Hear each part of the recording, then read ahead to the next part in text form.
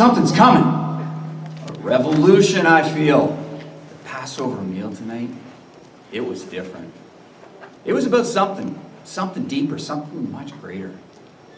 Will Jesus finally end the oppression of the Romans?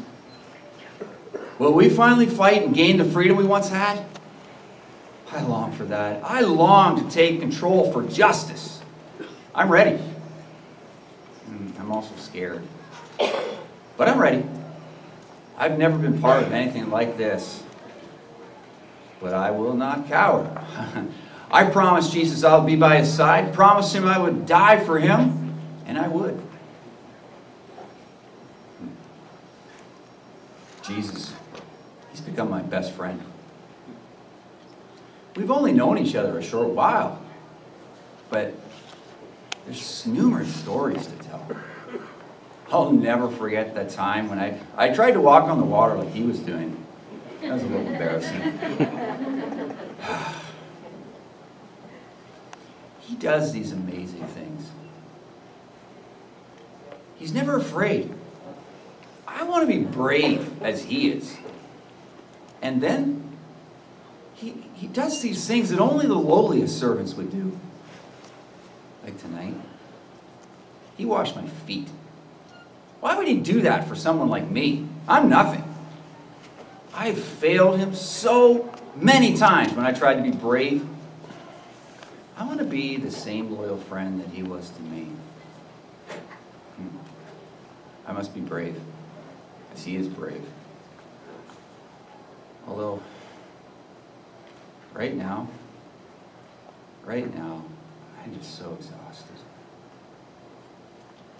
But I can't sleep. I gotta be ready. I gotta be ready. For what exactly? I don't know. That's Jesus' voice. I hear him praying. But his voice is so full of sorrow. His prayer is heavy with grief, and he seems afraid. Jesus? Afraid? Does he not believe that we'll be victorious? Does he not trust that I'll be there for him? Yeah. Jesus thinks that I'm going to betray him. I would never do that. What kind of friend would I be?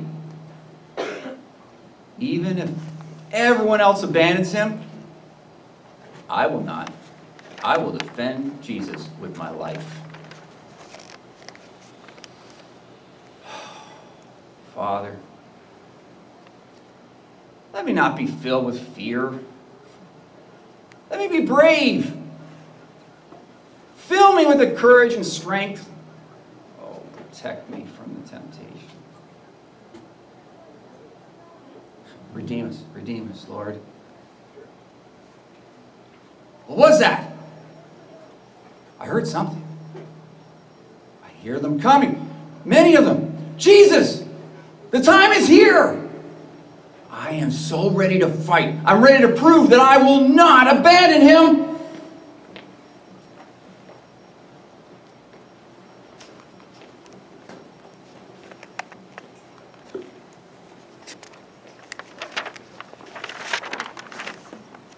He's just a man, just a simple man, this Jesus. But why does my heart race? And why do I feel weak when I look into his eyes? I am not weak. I am Pilate, the governor. I am powerful. And I cower to no one. Does Jesus not know that his very life is in my hands? I make the final decision? Yet there is something unsettling in the silence that comes after my questions.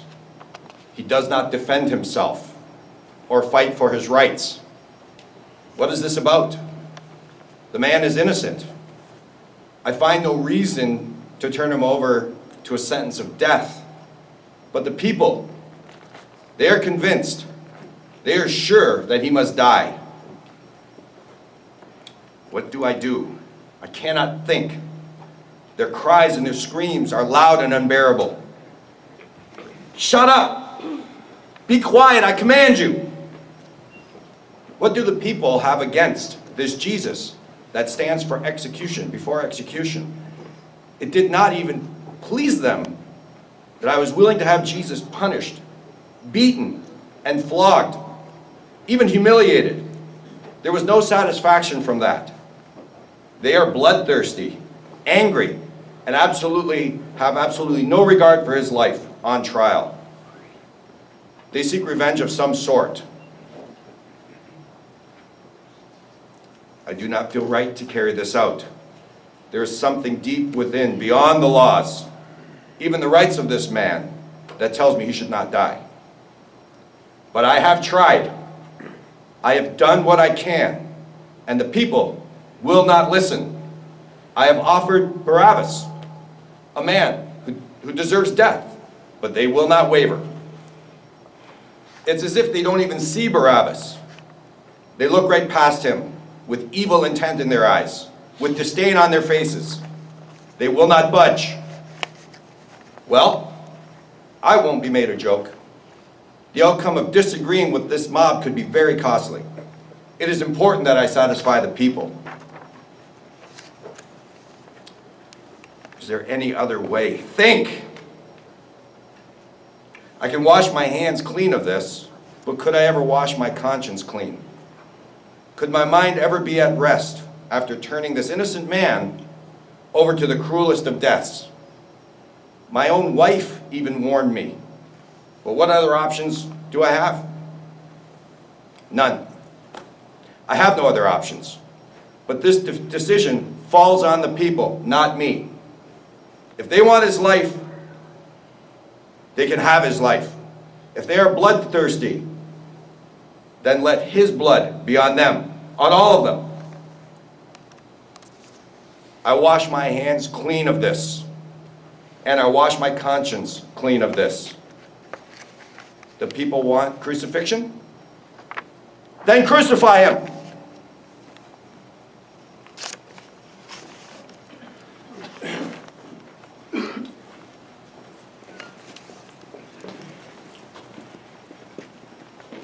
You cannot be a Roman soldier and at the same time be weak at heart. You will not last.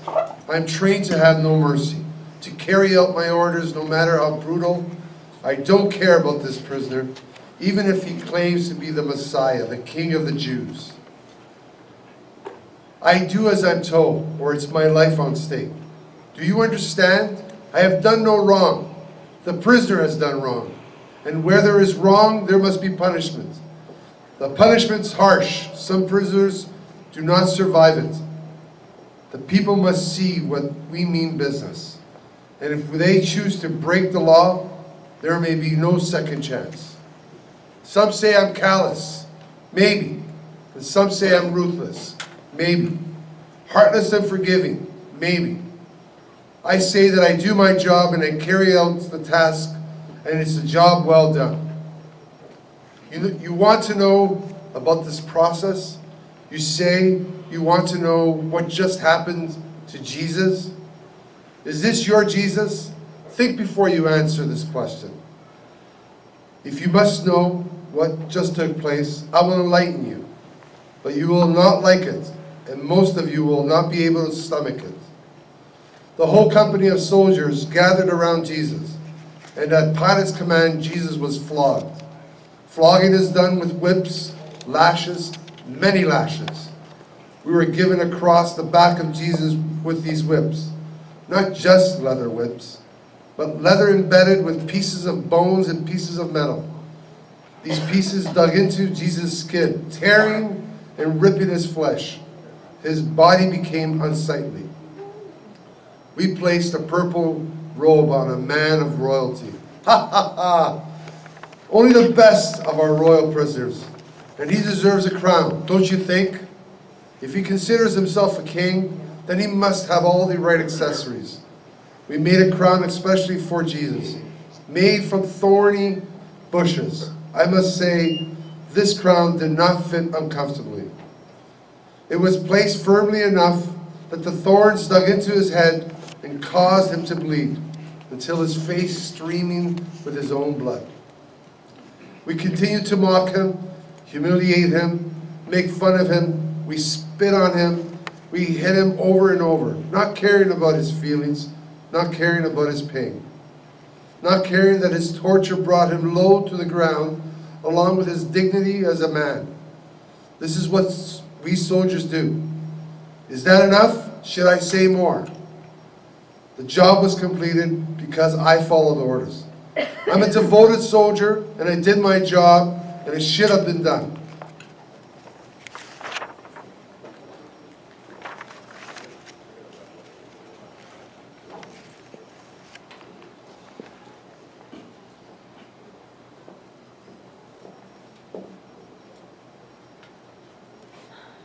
Was that any way to treat an innocent man? Mary Magdalene, please. No, I can't. This is a tragedy. I can't be quiet at this time. Jesus didn't deserve to be treated with this heartless cruelty. Those men are evil. They're hateful. There was no evil in Jesus. None. Why must he have been hammered onto a cross? Why? It makes no sense. It should have been me instead. Oh, Mary, no. Yes, I've done so many things. I deserve to die. That kind of death, so much more than that innocent man. Oh, Mary, Jesus would not want you to think that way of yourself. But it's true. Mary, all of your past, it's been forgotten. Jesus has healed that, remember. I feel so helpless. I wish we could have done something. I wish we could have stopped it. All we could do was watch and witness this tragedy. I know. I cannot believe what he had to endure. They spit on him. They whipped him. They treated him like he was absolutely nothing. I can still hear the sound of whips in my ears. They treated him like he wasn't even human. It was awful. And to think he was with us yesterday and dying today. He's done so much for me. He healed me of my sick mind and my heart. I wish I could have repaid him. Even though I really had nothing much to offer to his ministry, he always made me feel important. Always made me feel like I had something to give. He never treated me with disgust, but he could have. He never looked down on me for my past, even though so many others did. There was this love for me in his eyes, love for my soul. Yes, he always accepted me, never shaming me, but always treated me with the most sincerest kindness that I've ever known. I don't understand why this has to happen, that they could treat Jesus like a criminal. What can we do? Mary, it's time to say goodbye. Oh, I can't. Let us go get the spices for this burial, Mary. It's the only way that we can show our love for him. You're right. I must accept that he is gone, but that I can still honor him. Jesus, I will never forget you.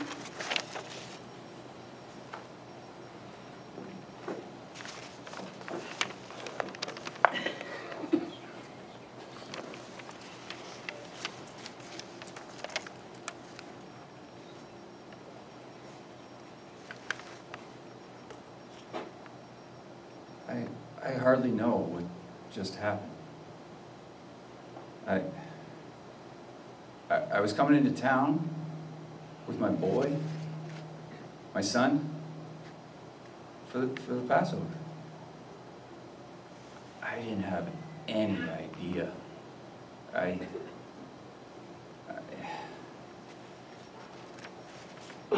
This great mob of people were coming in my direction. There was a loud commotion, but I could not see what was all the yelling and anger about until around the corner of the wall came a man.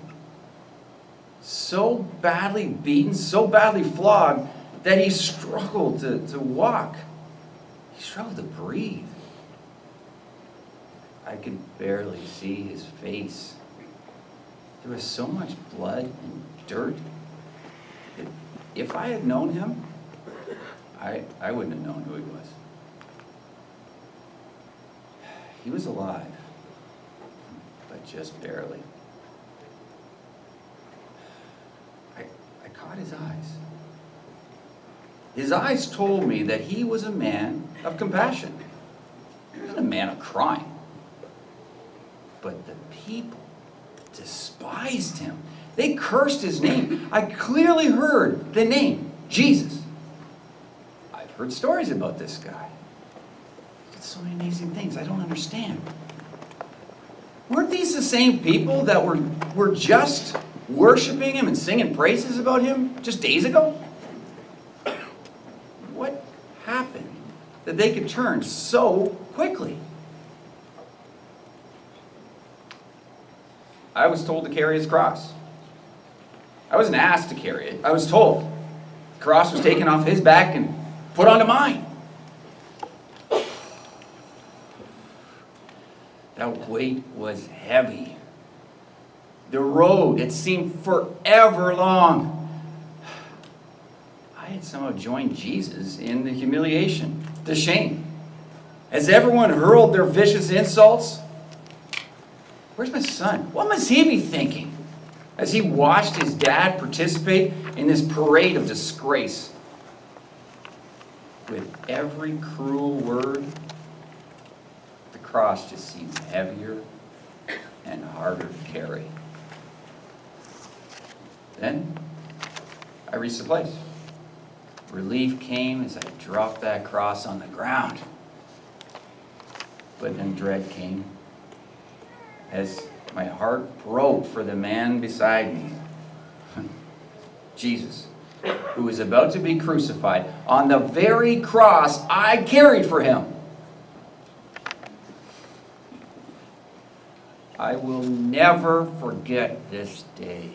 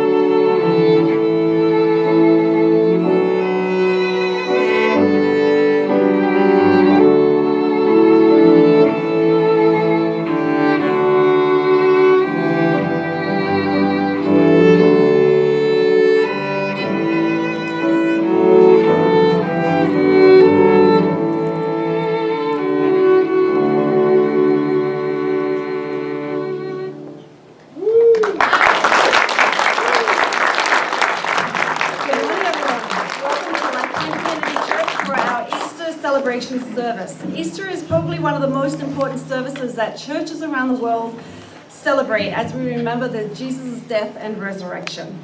And the skit that we just saw this morning was an account of 6 people who lived in the day of Jesus and how they must have felt leading up to the days of his death. And of course, we all know what happened after that. Jesus died, but he rose again on the 3rd day, proving, of course, that he was the Son of God and the promised Messiah.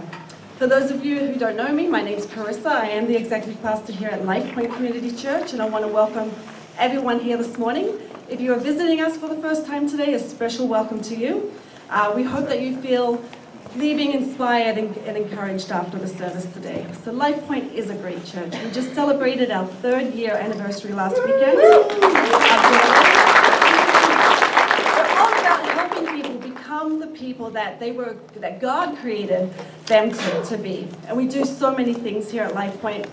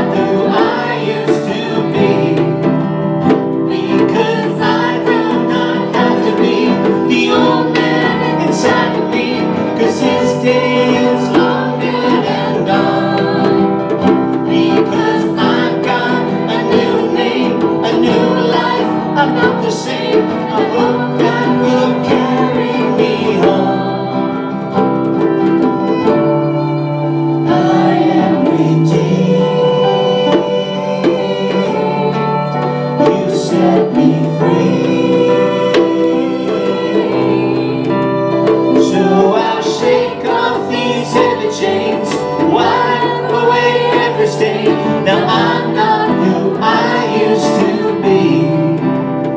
No, now I'm not who I used to be. Oh God, I'm not who I used to be.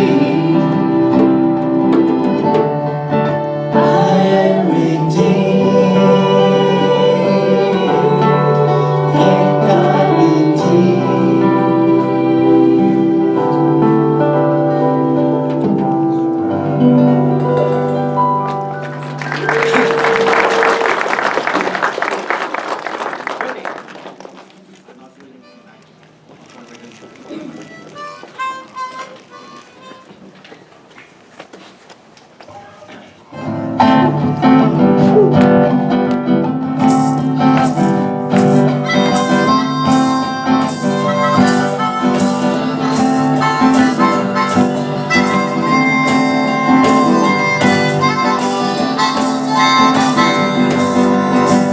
I know He rescued my soul. His blood has covered my sin. I believe.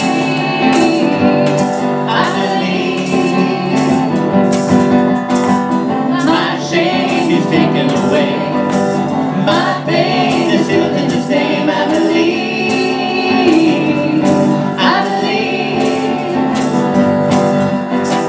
I'll raise the banner, but my Lord has conquered the grave. My Redeemer lives. My Redeemer lives. My Redeemer lives. My Redeemer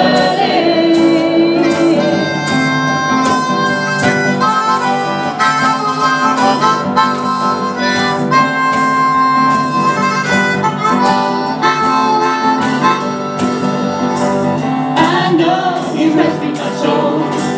His blood has covered my sin. I believe.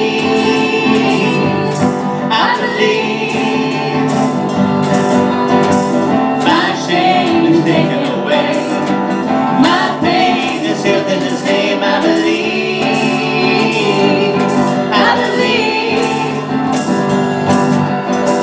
You lift my burdens.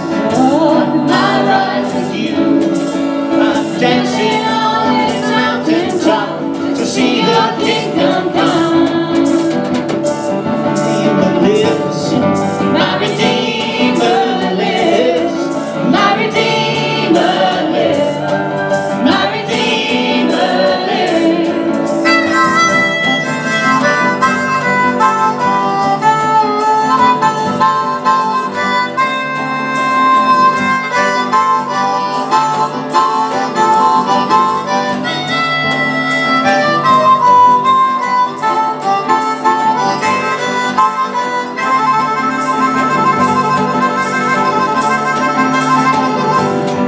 My Redeemer lives. My Redeemer lives. My Redeemer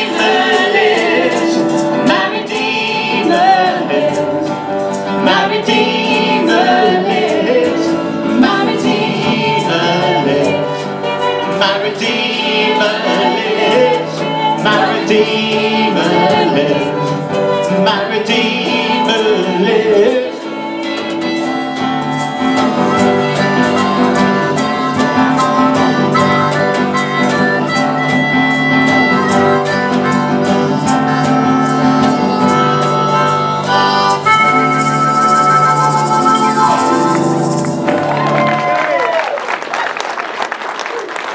Morning, everyone. Happy Easter.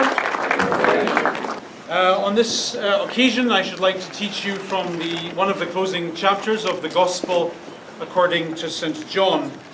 At this point in the story, Jesus has said most of the things that He has wanted to say. He has done most of the things that He has wanted to do. All that remains for Him is to be arrested and sentenced. And I phrase it that way so that those of you who are facing trouble of any kind might immediately enter into the emotion of the story. It's a long night tonight because a hard day is coming tomorrow. No sleep for you tonight because you know what you've got to deal with in the morning. In verse 1, John tells us that when Jesus had finished praying, he left with his disciples and crossed the Kidron Valley. On the other side there was a garden, and the disciples and he went into it. So at this point in the story, they've just finished the whole Last Supper thing. Da Vinci's taken a photo for Facebook. Jesus has washed their feet. Jesus has given them some final instructions. He has prayed for them. And then after dinner, they go for a walk and they end up in a garden, which for a student of the Bible is quite significant, because you'll remember that at the beginning of the Bible, it's in a garden where everything goes wrong. It's in a garden where everything gets broken. And now at the midpoint of the Bible story, it's in a garden that Jesus begins the process of repair. And that, in a nutshell, is the story of the garden of the Bible. At the beginning of the story, everything gets broken. At the end of the story, everything gets fixed. And we live somewhere in the middle, between brokenness and restoration, hoping for a better day. So they're in the garden, and then we're told in the next sentence that Judas came to the garden, guiding a detachment of soldiers and some officials from the chief priests and the Pharisees. And then we're told that they were carrying torches, lanterns, and weapons. The word detachment that you see there is a translation of a Roman military word, cohort. The number of soldiers in a cohort, 600. So picture the scene. It's not like you saw in your children's Bibles. It's not like you've seen in those Easter movies on TV. Jesus and his 11 friends at this point are in the garden. And they see and they hear 600 soldiers clanking their way towards them. Now I'm thinking, run. It's nighttime, the soldiers have torches, their night vision's all messed up, they haven't seen you yet, you've seen them long before they've seen you. Run. You know the emotion of this story. This is the feeling that you had when that thing happened in your life. This is the feeling you had when the going got rough. Just run. Far easier than standing and facing whatever it is you have to stand and face. Just run. There's things you have to face this week, aren't there? And they're difficult. And somewhere inside you there's a still small voice saying, run. Next sentence, Jesus, knowing all that was going to happen to him, went out and asked the soldiers, who is it that you want? So 600 soldiers walk up to Jesus. Jesus doesn't wait for the moment that they get to him. He goes out and faces them square on and says, how can I help you? And notice, please, that John is very careful to say that Jesus is doing this in full knowledge of what's going to happen tomorrow. This is a recurring theme in the Gospels. Jesus always knows what's coming. He always knows what tomorrow is going to bring and where all this is going to end. So the final events of the Easter story are not it's not some tragedy where a good guy is betrayed by the cruel hand of fate. It's the opposite. Jesus seems to know and indeed be in control of what's going on in this story. 600 soldiers walk up to him. Jesus says, who are you looking for? They say, we're looking for Jesus of Nazareth. Jesus then responds with a theologically loaded term, I am he. In this sentence, Jesus is drawing upon very specific and dangerous vocabulary. These soldiers have been in Israel a long time. They know that one of the formative books of Jewish religious life is the book of Exodus. This is the book where the God who's hitherto been a mystery eventually reveals himself to Moses. And in that revelation, he tells Moses his personal name. Let's have a look at it. Exodus chapter 3, verse 14. God said to Moses, I am who I am. And then over centuries of use, this phrase, I am, became a Jewish way of talking about God. The God of Israel was called I am. That was his name. And so in this sentence, Jesus is drawing upon this dangerous, taboo, forbidden vocabulary and says, this is me. This is who's squaring up to you in this nighttime encounter. Which explains why in the next sentence, when Jesus said, I am he, we're then told that the soldiers drew back and fell to the ground. Remember in the story, Jesus has this track record of leaving his audience gobsmacked. This is what's happening here. He lets a little bit of his divinity sneak out, and 600 soldiers are caught on the back heel. Then in verse 7, again giving every impression of being in full control of this nighttime encounter, Jesus again asks, who is it you want? And again they say, Jesus of Nazareth. And then Jesus says, again fully in control, you've told me twice that you're looking for Jesus of Nazareth. I've now told you twice that I am that person. So let my friends go. Now, in my limited experience with the constabulary, you don't tell these people what they do and don't do. You don't negotiate with these people. You don't square up to 600 soldiers and start barking orders. Yet this is exactly what Jesus does in this moment. I will tell you who you will arrest.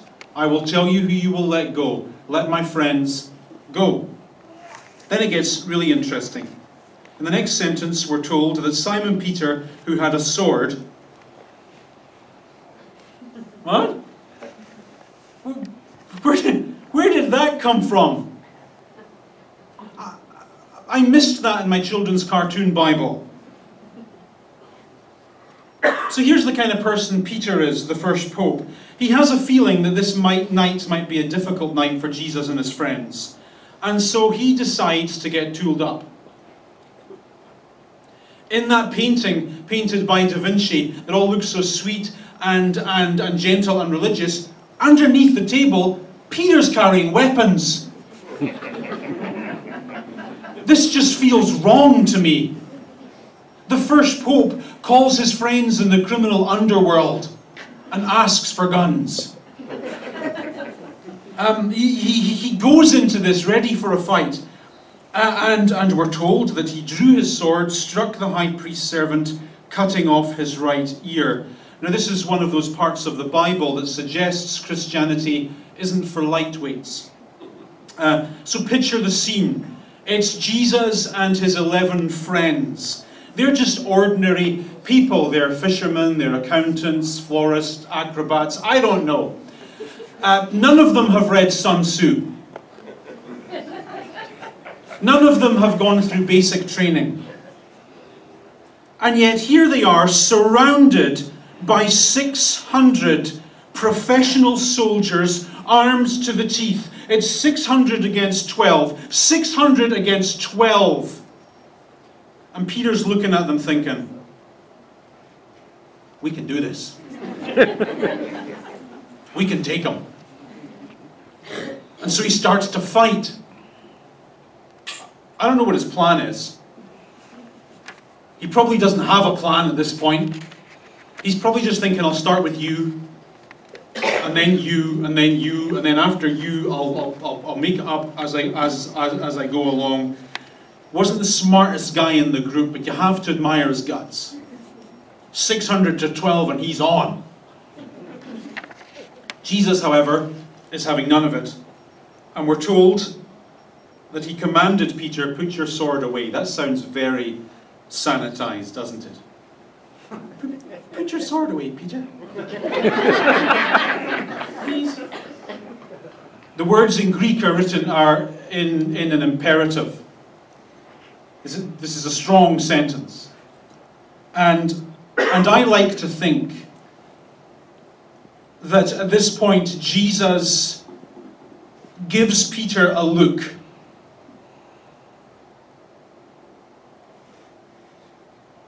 A particularly masculine look that suggests, yeah, I get it. I feel what you're feeling. I see what you're seeing, and yeah. And you know what, Peter? You're right. There's only 600 of them. They're Italian. How hard can it be?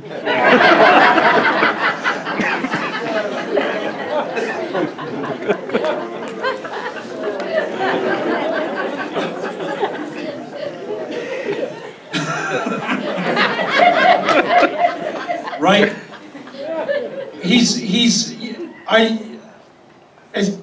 We could totally do this if we wanted. It'd be great, it'd be epic. It'd be the Thermopylae of our people. It'd be awesome. They'll tell stories about you and me, Peter, in this fight, 600 against 12. This will be written into the sagas of the Vikings. They'll tell our tale around campfires. When they make a movie about this in 2,000 years' time, they'll need Arnold Schwarzenegger to play the part of you and Gerard Butler to play the part of me, and there'll be abs. There'll be abs, Peter. We could do this if we wanted. But dude, that's not the plan.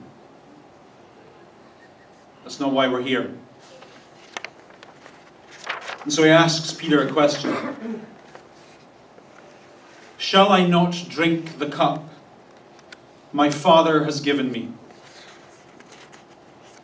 In the language of the Bible, to talk about a cup is to talk about a poison almost, a bitter pill you have to swallow, a medicine, and the medicine is yours, and no one else can drink it, just you. Something you can't escape. And in the language of the Bible, the cup is used to describe the punishment and the anger and the pain and the hurt that God wants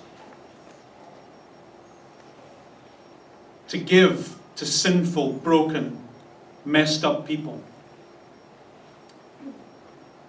And all throughout Jesus' life, he seems to have had the view that God gave him to drink our medicine, our bitter pill. Earlier in the story, he said, I didn't come to serve, but to serve and to give my life as a ransom for many. Jesus understood that on page 1 of the Bible, God created the world good. Very, very good. He further understood that men and women in that good world were meant to live good, amazing, pain-free lives. Jesus further understood that on page 2 of the Bible, men and women who created to live good, pain-free lives in a good world screwed things up and set mankind on a trajectory of brokenness and damage. And the Bible teaches that act of screwing things up then and every act since makes God angry. And the Bible says God's so angry about that he wants to kill us. It's in the Bible. The soul that sins shall die. We have a line in this church that helps us understand this. God doesn't like you very much, and he wants to kill you. This is classic Christian theology. And so here we have in the Bible and in the life of Jesus what theologians call the dilemma of God. The Bible presents two seemingly contradictory truths at the same time. Truth number 1, God doesn't like you very much and wants to kill you. He's angry at your sin. There's no way around that in the Bible. It's a truth. Truth number 2, God loves you. He is angry with you and wants you to die. He loves you and wants you to live. Angry with you and wants you to die, loves you and wants you to live. And the self-understanding of Jesus is that his entire life was a solution to the dilemma of God. All throughout his ministry, he was demonstrably aware that his purpose was to die. And that death would not just be a death. It would be a judicial sentence. A sentence handed down by God himself. A sentence in which God said, I am now going to blame my perfect Son for your imperfect life.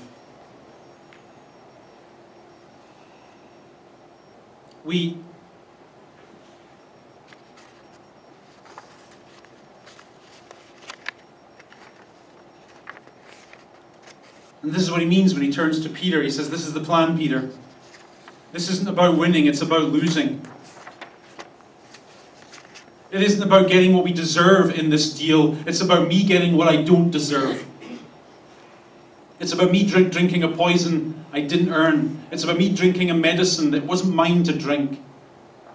And I'm doing that for you and for everyone else. We sometimes